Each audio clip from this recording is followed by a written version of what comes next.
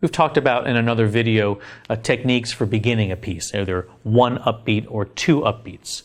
When we're in rehearsal, we often find that we need other techniques, either because we're starting someplace other than the beginning of the piece, so we need a little more security to get people into that groove, or because we're changing tempos as we're learning a piece. We might start slowly and then change it to a faster tempo and then to a faster tempo. So we want to make sure people feel that groove confidently and we don't have to start and stop just simply because people aren't in the groove.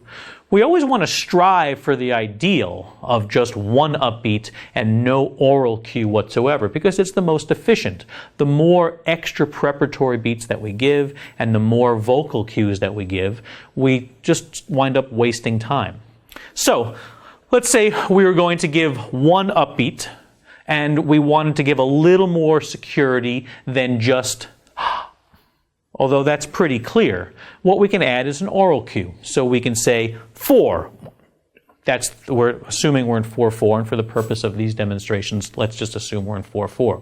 Although really the convention in this, if you're on the last beat of a measure, is to say and. So even though it's 1, 2, 3, 4, we'd say 1, 2, 3, and 1, 2. It's just a convention. You don't have to use it that way.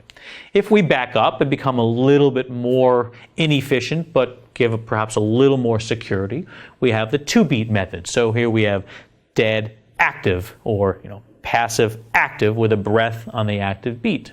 Silently is more efficient. But if we want to give a little more security, we can add a vocal cue. So we'd say, if we're in 4/4, we'd say 3/4 or 3 and we have a little more sense of active in the way we say that last beat to make sure it's an active beat. If we go 3 and or then someone's going to play early because we have 2 active beats. Okay, let's back up to give 3 preparatory beats. Without a vocal cue, it would be or if we want to give a little bit more security, we can add the vocal cue. 2, 3, 4, or 2, 3, and whatever happens to be, depending which version you prefer. But notice how we're relatively passive on the 2 preparatory beats before beat 4, and I start right on beat 2. 2, 3, and then we go on.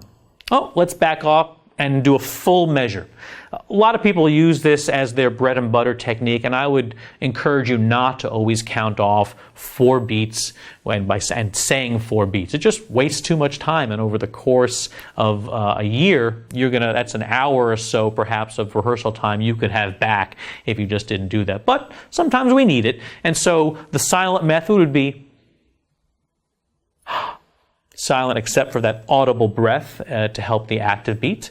Notice how I'm starting sort of up and I'm just dropping right to 1. 1, 2, 3, and boom. And that would be the vocal, the oral cue method. 1, 2, 3, and, or 1, 2, 3, 4.